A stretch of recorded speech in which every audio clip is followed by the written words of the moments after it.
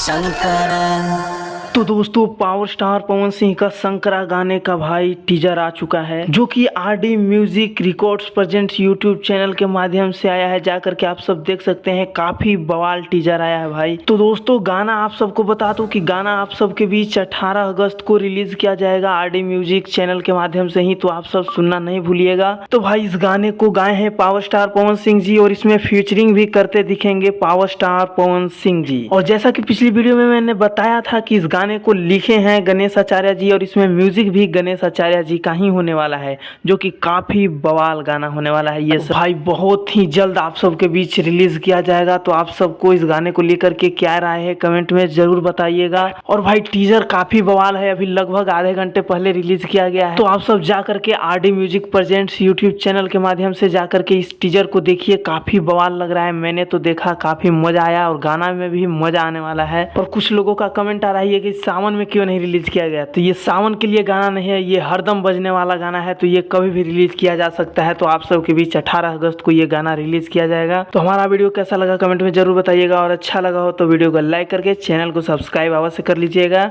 धन्यवाद दोस्तों, मिलते हैं नेक्स्ट अपडेट के साथ। वीडियो को शेयर करना नहीं भूलिएगा।